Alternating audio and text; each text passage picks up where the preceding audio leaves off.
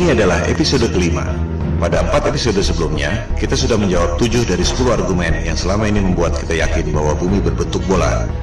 Pada episode ini, kita akan membahas topik nomor 8, yaitu soal penerbangan keliling dunia akan tiba kembali di tempat yang sama, yang menimbulkan persepsi bahwa bumi ini berbentuk bola. Pada episode ini, juga dibahas soal Antartika dan bom nuklir kubah bumi, yang sangat berkaitan dengan penerbangan dan angkasa luar. Pertanyaan paling umum tentang flat earth adalah tentang penerbangan. Jika kita terbang dari barat ke timur, akan kembali ke tempat semula. Bagaimana ini bisa terjadi jika buminya datar? Pertanyaan umum kedua adalah, jika bumi ini datar, ujungnya apa? Apakah kita akan jatuh? Pertanyaan yang lebih mendasar sebenarnya adalah, dari mana asalnya peta bumi bola dan peta bumi datar itu? Bisa dipertanggungjawabkan atau tidak kebenarannya? Silakan Anda cek situs USGS, United States Geological Survey. USGS adalah lembaga resmi bentukan pemerintah Amerika Serikat yang sudah beroperasi selama 137 tahun. Karyawannya hampir 9.000 orang. Anggarannya mencapai puluhan triliun rupiah per tahun. Tak mengherankan jika USGS menjadi lembaga survei geologi yang paling kredibel di dunia saat ini. Di situs USGS tentang Map Projections, Anda akan melihat proyeksi peta yang disebut azimuthal equidistant, yaitu memproyeksikan peta bumi datar menjadi peta bumi globe. USGS mengatakan bahwa peta bumi datar yang diproyeksikan lewat azimuthal equidistant ini digunakan untuk membuat peta atlas nasional Amerika Serikat, untuk menentukan jarak penerbangan, serta untuk menentukan arah antena. Selanjutnya, USGS mengatakan bahwa logo PBB adalah peta bumi datar yang menjadi sumber azimuthal equidistant itu.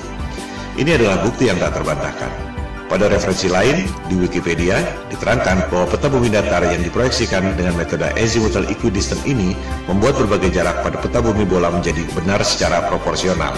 Artinya, peta yang sebenarnya adalah peta bumi datar itu. Disebut pula bahwa rumus matematika untuk pembuatan azimuthal equidistant ini pertama kali dikemukakan oleh seorang cendekiawan muslim bernama Al-Biruni yang hidup 1000 tahun lalu. Kita tak pernah mendengar nama Al-Biruni, tapi NASA tahu persis dan menamakan sebuah krater di bulan dengan nama Al-Biruni Crater untuk menghormati pencetus metode azimuthal equidistant itu.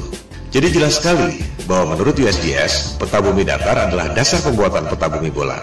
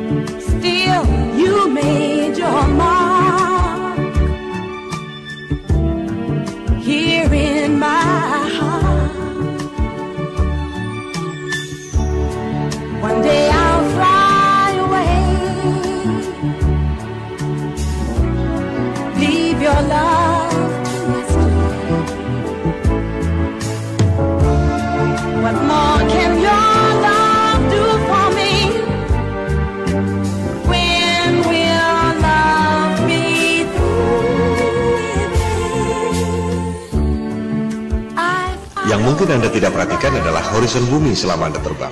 Lengkung seperti bola atau lurus dan datar.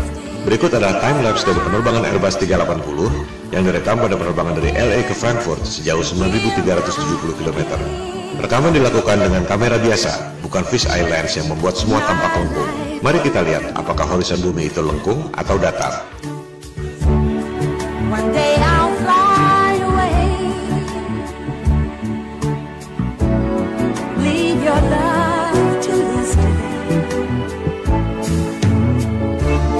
What more can your love do for me? When will love be through with me? Why live life from dream to dream and rest all day that dreaming ends?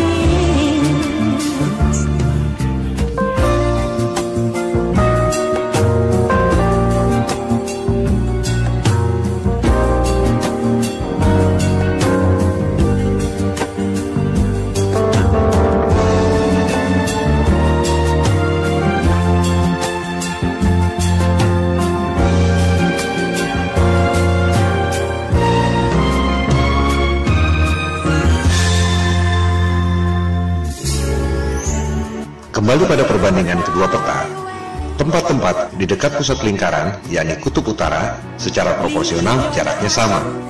Semakin ke selatan, jaraknya semakin berbeda. Yang paling membedakan adalah Antartika. Kita akan membahasnya satu persatu. Pertama, jarak benua-benuanya dulu. Kita bisa membuktikannya dengan mudah lewat jalur penerbangan. Di selatan Khatulistiwa, yakni Australia, Amerika Selatan, dan Afrika Selatan, jalur penerbangannya tak masuk akal jika menggunakan peta globe, tapi masuk akal jika menggunakan peta flat earth. Anda bisa cek sendiri melalui berbagai situs yang menyediakan layanan tiket penerbangan. Kita ambil contoh satu jalur penerbangan di belahan selatan, dari Santiago, Chili di Amerika Selatan ke Johannesburg di Afrika Selatan.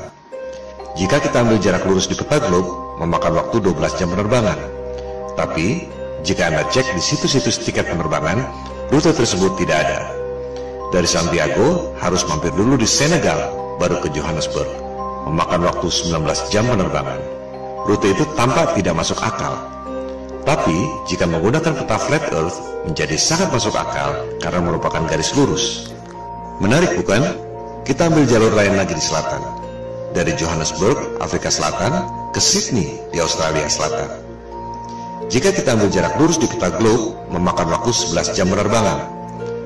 Tapi rute itu tidak ada. Dari Johannesburg, harus mampir dulu ke Dubai, baru ke Sydney. Memakan waktu 18 jam penerbangan. Ini juga tampak tidak masuk akal.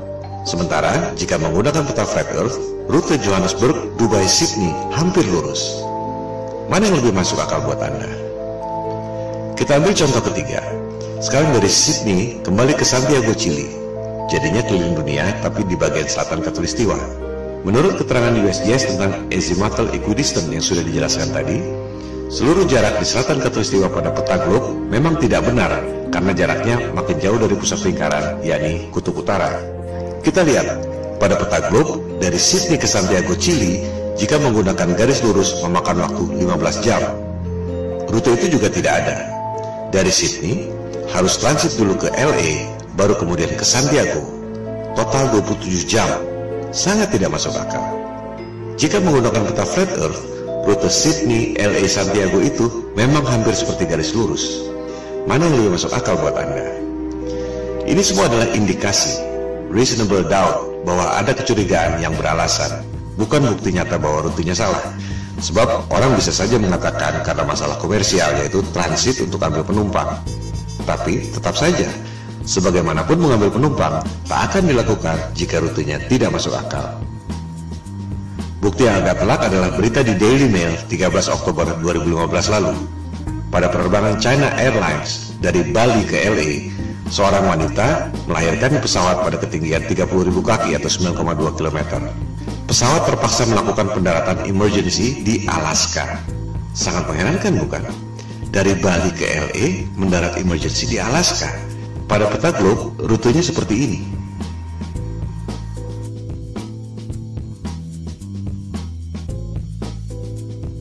Pada peta bumi datar, rute Bali LA mendarat di Alaska adalah seperti ini. Mana yang lebih masuk akal buat Anda? Perbedaan utama antara peta globe dan peta bumi datar adalah di bagian selatan. Pada peta globe, di selatan Khatulistiwa semakin mengecil dan Antartika adalah sebuah benua. Pada peta bumi datar, di selatan Khatulistiwa semakin membesar dan Antartika adalah lingkaran yang mengelilingi bumi datar. Kunci pembedanya adalah Antartika, sebuah kawasan misterius yang memang sejak zaman dulu jarang dikunjungi orang.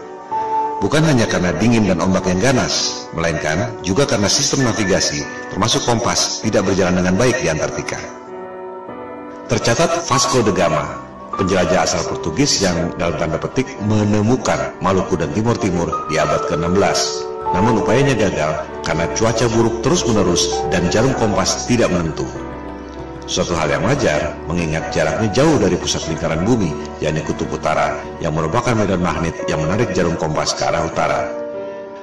Penjelajah pertama yang berhasil ke Antartika adalah Captain James Cook, orang Inggris pertama yang tercatat mendarat di Hawaii, Australia, dan New Zealand. Ia menjelajahi Antartika tahun 1772 bersama 111 awak kapal dan saintis. Captain Cook menjelajahi Antartika selama 3 tahun 8 hari. Ia hanya menemukan tembok es. Tak ada jalan masuk. Selama 3 tahun 8 hari itu, tercatat ia menjelajahi 60.000 km tembok es Antartika. Angka itu juga sangat menarik.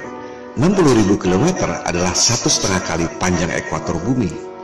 Ia sudah menempuh jarak 1,5 kali keliling dunia dan hanya menemukan tembok es Antartika. Dari jurnal catatan Captain Cook, rute 60.000 km pada peta globe adalah seperti ini. Pada peta bumi datar, rute Captain Cook adalah seperti ini. Ia benar-benar keliling di ujung dunia, tembok es Antartika yang mengelilingi bumi datar. Catatan Captain Cook ini sebenarnya bukti yang otentik bahwa peta globe adalah bohong. Sebab, pada peta globe, Antartika dibilang sebagai benua dengan keliling 12.000 miles atau 19.300 km. Padahal, Captain Cook menjelajah keliling tembok es Antartika sepanjang 60.000 km. 3 kali lipat dari yang dikatakan oleh penguasa global.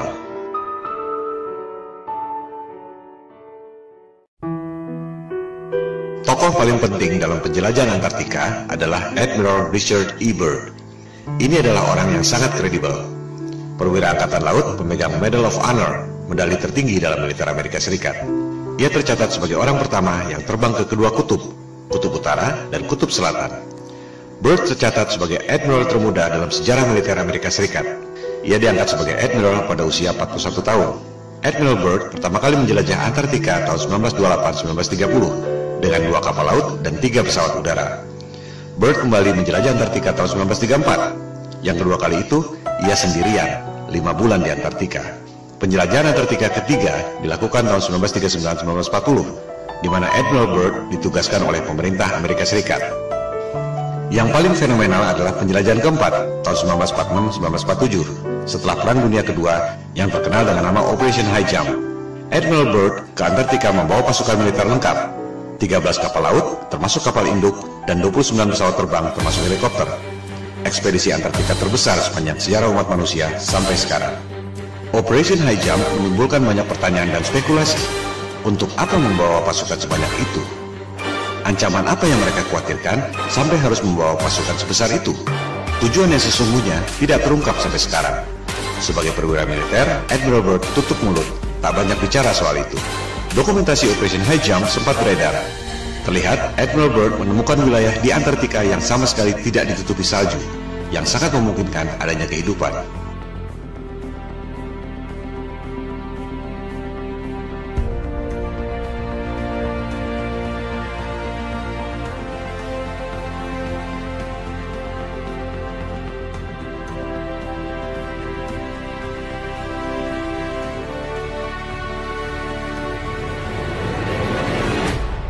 Dalam wawancara dengan harian Chile, El Mercurio tahun 1947, Admiral Byrd membuat pernyataan yang sangat mengejutkan.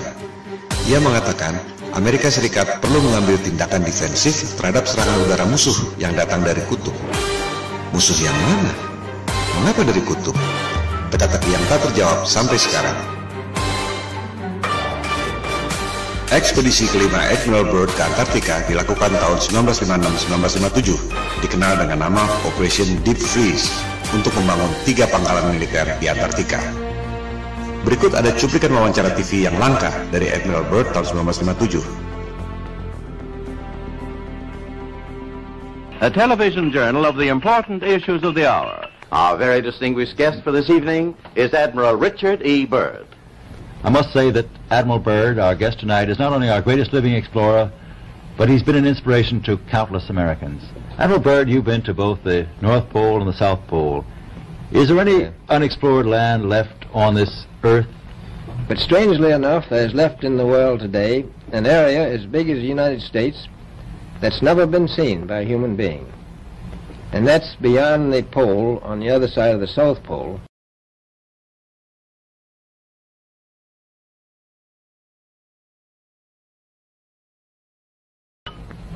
We've found enough of coal within 180 miles of the South Pole, enough to supply the whole world for quite a while.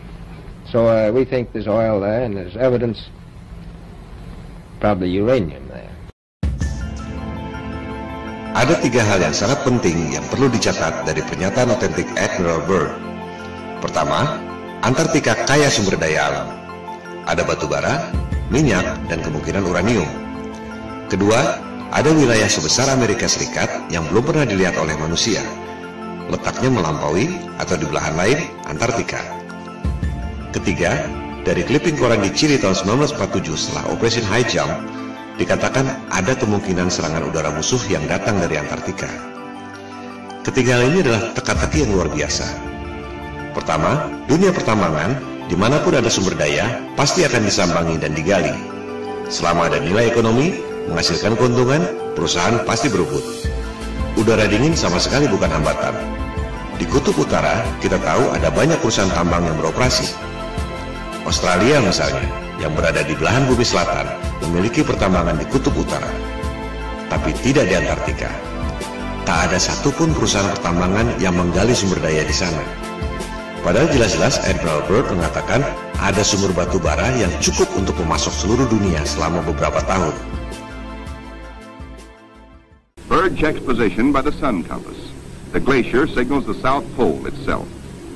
Here, Byrd drops the flags of the United Nations, carefully boxed, a symbol of America's goodwill to all nations. Coal, a mountain of coal. Byrd later declares Antarctic mines, if once tapped, could supply the world's coal needs for centuries.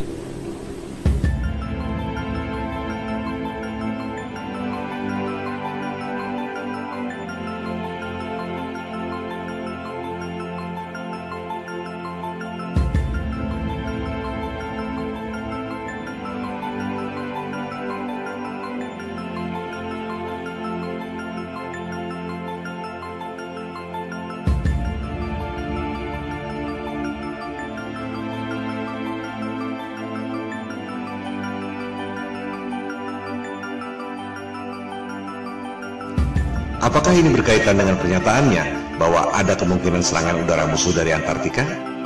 Musuh yang mana? Byrd menyimpan rahasia ini bersama para elit global.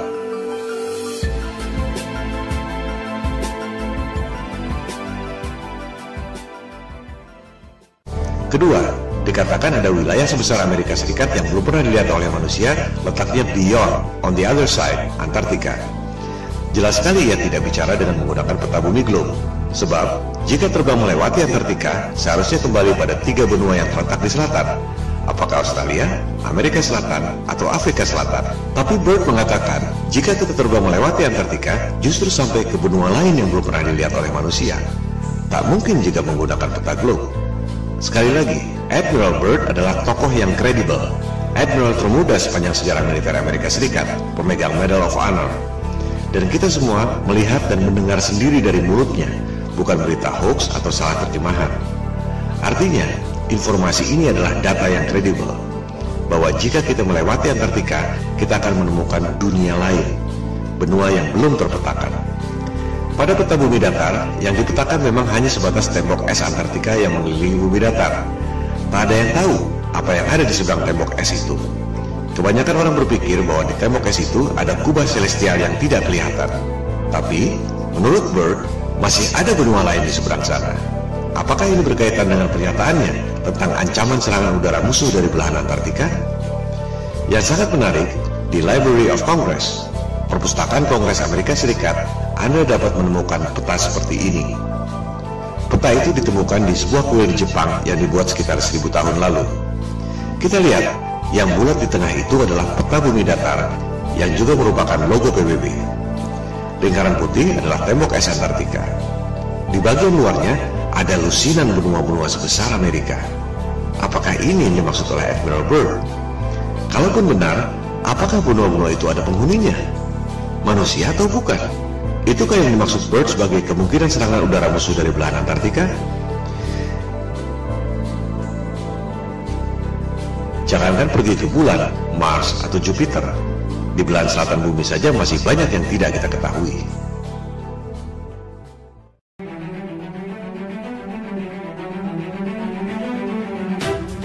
Dunia berubah total setelah penjelajahan Antartika secara militer lewat Operation High Jump 1946 dan Operation Deep Freeze tahun 1957 ini. Tahun 1957 dimulailah perundingan Antarctic Treaty yang ditandatangani 2 tahun kemudian. Antartika dideklarasikan sebagai daerah terlarang. Tahun 1957 itu juga diluncurkan Sputnik, satelit pertama di dunia buatan Rusia yang menjadi pemicu perlombaan teknologi angkasa luar. NASA didirikan setahun kemudian, tahun 1958. Dari situ, dimulailah berbagai cerita tentang perjalanan ke angkasa luar, pendaratan di bulan, bisnis satelit, pengiriman satelit ke Mars, Jupiter, dan lain-lain. Yang tak banyak orang tahu, tahun 1958 itu juga, Amerika Serikat dan Soviet kompak, sama-sama membom nuklir langit selama 4 tahun, sampai tahun 1962. Operasi bom nuklir langit ini dinamakan High Altitude Nuclear Explosions atau HANE. Dulu merupakan top secret. Sekarang kita bisa mengetahui detail operasi ini setelah arsip-arsip rahasia itu boleh dipublikasikan 50 tahun kemudian, yaitu 2012 yang lalu. Ini adalah 3 hal yang sangat menarik yang merubah dunia untuk selamanya. Tentu tak ada referensi yang mengatakan bahwa ketiga hal itu saling berkaitan. Sama naifnya dengan berharap tiap negara tak boleh punya rahasia militer dan strategi militer harus diumumkan lewat koran. Dunia tidak berjalan seperti itu. Kita hanya bisa mengetahui hal-hal seperti ini melalui analisis intelijen atau kecerdasan. Hanya otak intel dan detektif yang bisa mendeteksi kaitan dari berbagai indikasi yang ada. Pemicunya adalah operasi militer penjelajahan Antartika lewat Operation High Jump 1946-1947 dan Operation Deep Freeze 1956-1957. Ada wilayah baru kaya sumber daya alam, tapi tak ada yang boleh mengeksplorasi. Ada wilayah sebesar Amerika di seberang, di belahan lain, Antartika.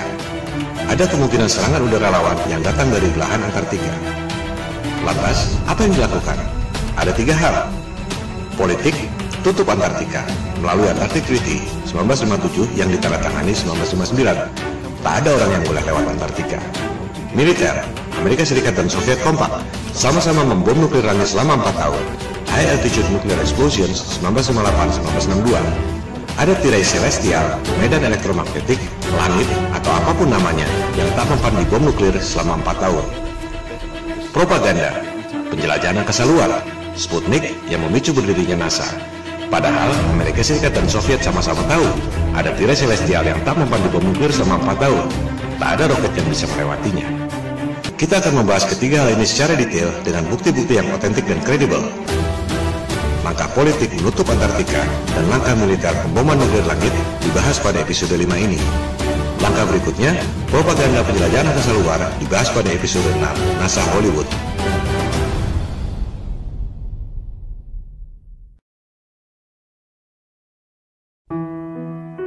Kita mulai dengan langkah politik, menutup Antartika dari seluruh warga dunia lewat Antarctic Treaty 1959. Antartika berada di bawah pengawasan 12 negara, yaitu Amerika Serikat, Soviet atau Rusia sekarang, Inggris, Prancis, Jepang, Belgia, Norwegia, dan 5 negara di belahan paling selatan dunia, Australia, New Zealand, Argentina, Chili, dan Afrika Selatan. Ini adalah skandal. Semua negara boleh punya rahasia militer dan daerah terlarang. Area 51 atau Pentagon misalnya, atau Istana Negara, sudah pasti orang tak boleh terbang melintasi daerah itu tanpa izin. Tapi bukan berarti tak boleh melintasi satu benua Amerika. Melarang orang melewati satu benua adalah bukti bahwa dunia ini adalah panggung yang dikuasai oleh segelintir dalang. Dunia adalah milik seluruh warga berdasarkan prinsip kesetaraan. Tak ada yang boleh menjadi polisi dunia. Sebab kekuasaan itu cenderung korup dan kekuasaan yang mutlak secara mutlak pasti akan korup. Warga dunia berhak untuk tahu ada apa sebenarnya di Antartika. Jika bumi ini berbentuk bola dan di seberang Antartika adalah belahan bumi kita juga, semua warga berhak untuk tahu. Jika ternyata di seberang Antartika ada dunia lain yang belum pernah dilihat oleh manusia, seperti yang dikatakan oleh Admiral Byrd, warga dunia pun berhak untuk mengetahuinya. Maka kita kembali pada Flat Earth Challenge di awal episode 1. Kita tak perlu buang waktu berdebat kusir soal bentuk dunia. Silakan terbang lintasi Antartika. Anda tak akan dapat melakukannya. Yang dimaksud di sini adalah terbang melintasi Antartika, bukan camping atau terbang di pinggiran. Banyak tur atau camping di pinggiran Antartika. Bukan itu yang dimaksud. Lebih lucu lagi, peserta tur Antartika diminta untuk tidak memotret horizon secara langsung, tapi harus melalui kaca cembung, fish eye lens, agar horizonnya kelihatan lengkung. Ini juga bukti bahwa ada hal yang disembunyikan. Horizon di Antartika kelihatan sekali lurus dan datar, tapi hanya boleh dipotret dengan kaca fish eye agar kelihatan lengkung. Tak ada yang bisa keliling dunia lewat selatan melintasi Antartika. Apa yang disembunyikan di sana? Apa dasarnya 12 negara punya hak lebih dari negara-negara lain di dunia? Di mana itu jargon hak asasi manusia dan demokrasi yang selama ini mereka dengung-dengungkan? Yang ada hanyalah kartel, oligopoli, Homo homini lupus, manusia adalah serigala bagi sesamanya. Ini yang membuat topik Flat Earth booming secara eksponensial sejak November 2015. Jika semua orang lama-lama sadar, satu kebohongan ini akan membongkar kebohongan-kebohongan lainnya. Seperti batu kerikil yang bikin jatuh raksasa. Elit global mulai terpojok, jumlah mereka hanya sedikit, tak ada yang bisa melawan people power. Maksud dari pemaparan ini adalah membangkitkan kesadaran. Silakan sebarkan, silakan lakukan riset sendiri, silakan buat video sendiri dan tayangkan. Jangan berharap mereka akan mengakui. Standard operating prosedurnya adalah bantah, bantah, dan bantah. Jika Anda memposting soal Flat Earth, jangan kaget jika Anda dihina dan dipermalukan seperti orang yang paling bodoh di dunia. Saran saya, tak perlu ladeni debat kusir. Cukup fokus pada 3 hal, pembuktian secara angka dan fisik. Perhitungan matematik gravitasi, perhitungan matematik gerhana, dan fisik melintasi Antartika. Skakmat.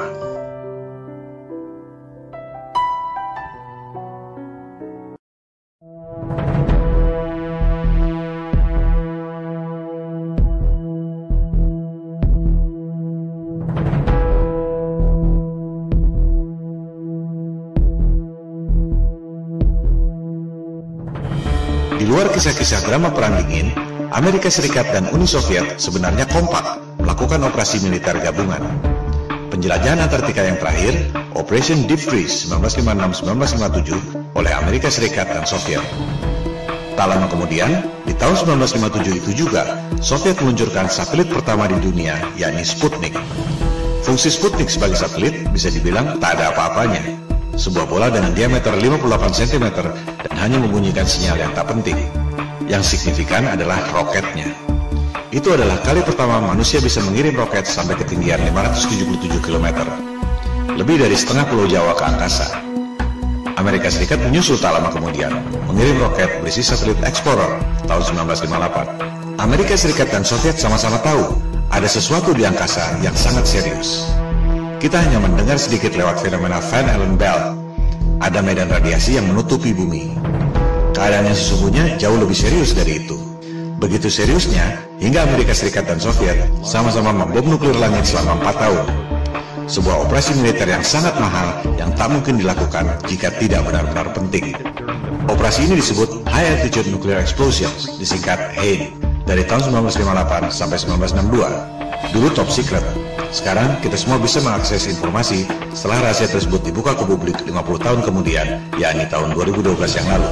Kita bisa mengetahui nama operasinya masing-masing, tempatnya, waktunya, dan kekuatan bomnya. 1000 kali lebih dahsyat dari bom atom Hiroshima dan Nagasaki. Ini menunjukkan betapa seriusnya persoalan tersebut.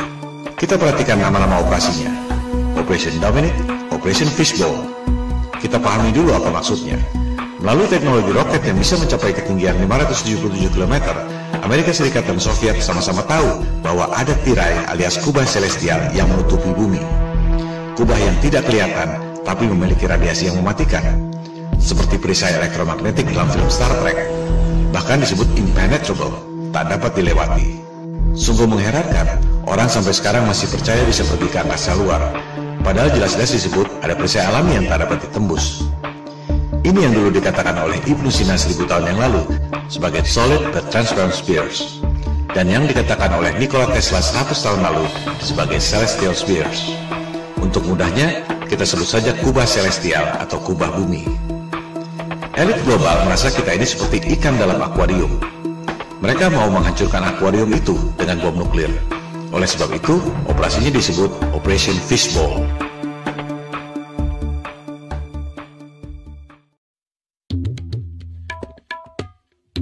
Elit global dan Freemason adalah titisan doktrinal dari Raja Nimrod yang membangun menara Babel untuk menantang Tuhan yang menciptakan banjir Nabi Nuh.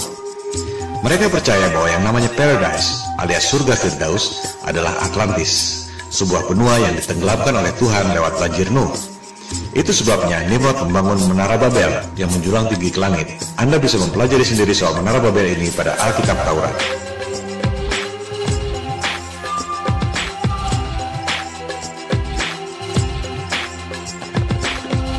Elit global melakukan hal yang sama, Operation Fishbowl, menghancurkan akuarium alias kubah celestial yang menutupi bumi dengan menggunakan bom nuklir. Persis seperti Raja Nimrod membangun menara Babel menjulang tinggi ke angkasa untuk menantang Tuhan. Oleh sebab itu, operasi bom nuklir kubah bumi ini disebut Operation Dominic alias Operasi Tuhan. Menghancurkan akuarium kubah bumi alias Operation Fishbowl, mereka menggunakan bom nuklir yang dinamakan Thor, palu godam dewa pagan untuk memukul kubah bumi buatan Tuhan. Terakhir beredar rekaman video Operation Fishbowl tahun 1962 yang sudah boleh diakses publik setelah kadaluarsa 50 tahun. Mari kita saksikan. Anda tak akan pernah melihat hal seperti ini lagi dalam hidup Anda.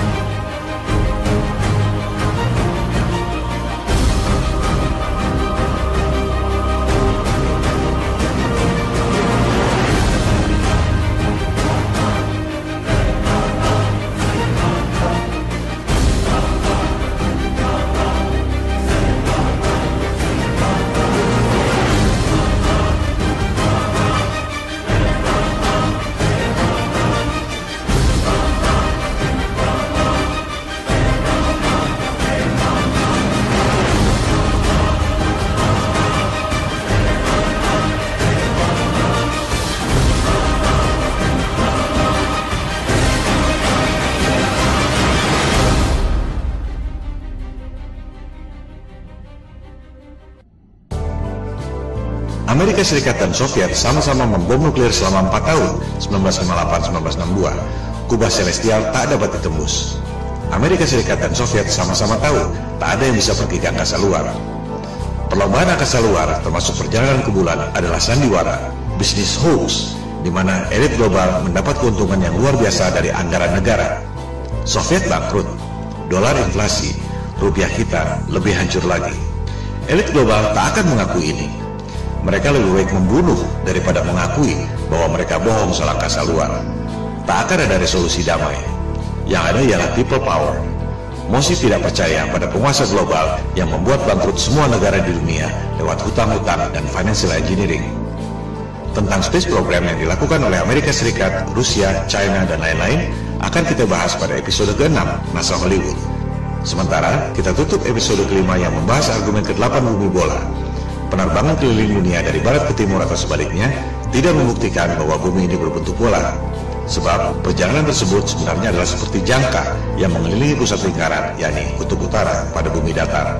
Sebaliknya, rute Bali LA yang terpaksa mendarat darurat di Alaska karena wanita melahirkan tak akan terjadi jika buminya berbentuk bola. Rute tersebut hanya mungkin terjadi jika menggunakan peta bumi datar.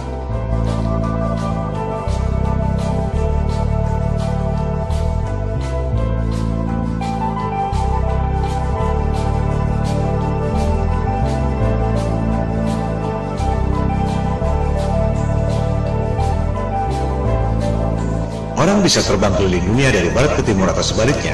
Tak ada yang bisa keliling dunia dari selatan ke utara, melintasi Antartika. Silakan Anda buktikan sendiri.